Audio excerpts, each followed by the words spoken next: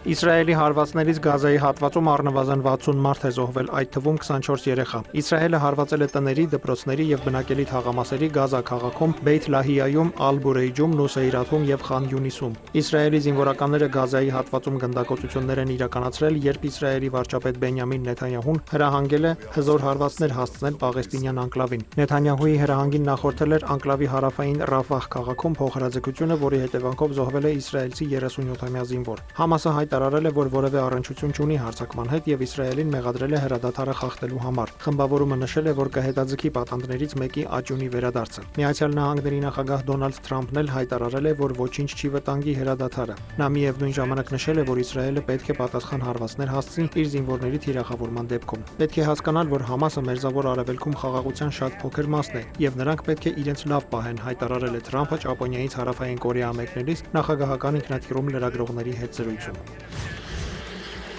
Միացյալ Նահանգների նախագահ Դոնալդ Թրամփը ժամանել է Հարավային Կորեա Գյունջու քաղաքում ելույթ է ունեցել Ասիա խաղաղօվկիանոսյան տնտեսական խորհրդի գործադիր տնօրենների գագաթնաժողովին, հանդիպել երկրի նախագահ Լի Չժե-մյունի հետ։ Սպիտակ տան ղեկավարը հայտարարել է, որ Միացյալ Նահանգները շուտով վերջնական կհամաձայնեցնի առևտրային համաձայնագրի մանրամասները հարավկորեական ապրանքների ներմուծման մաքսատուրքերը նվազեցնելու շուրջ։ Այնուհետև Միացյալ Նահանգների նախագահն այցելել է Գյունջուի ազգային թանգարան, որտեղ տեղի է ունեցել Թրամփի դիմավորման պաշտոնական արարողությունը։ Լի Չժե-մյունը Թրամփին նվիրել է թագ եւ մեդալ, նշելով, որ ոսկե թագը խորհրդանշում է երկնքի եւ երկրում սուվերեն իշխանության միջև աստվածային կապը։ Այնուհետև Թրամփը եւ Լին սկսել են աշխատանքային ճաշը։ Կողմերի քննարկման օրակարգում են եղել առևտուրը եւ պաշտպանությունը։ Թրամփն իր հարավկորեացի գործընկերոջը հայտնել է, որ այցի ընթացքում ժամանակ չի ունենա հանդիպելու Հյուսիսային Կորեայի նախագահ Կիմ Չեն Ընի հետ, ինչն ավելի վաղ չէր բացառել։ Միացյալ Նահանգների նախագահը սակայն նշել է, որ կփորձի կարգավորել երկու կորեաների միջև հարաբերությունները։ Հոկտեմբերի 30-ին Հարավային Կորեայում սպասվում է Դոնալդ Թրամփի եւ Չինաստանի նախագահ Սի Ցինփինի հանդիպումը։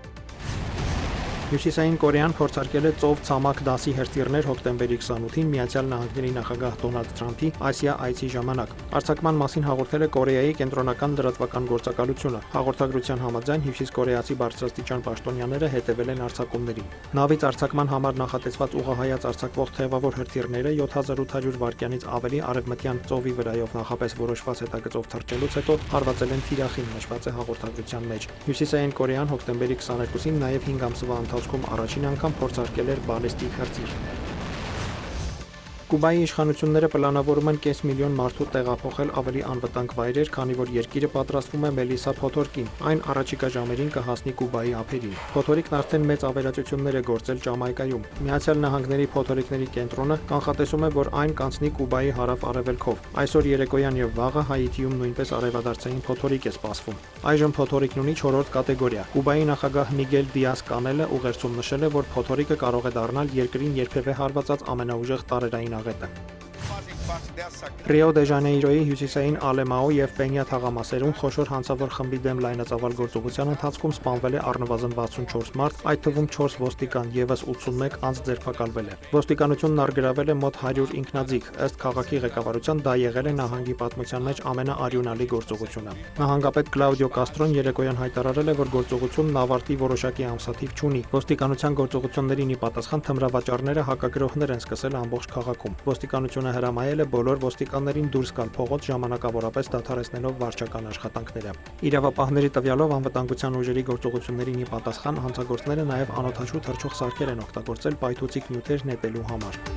Դավիթ Մուրադյան, լուրեր։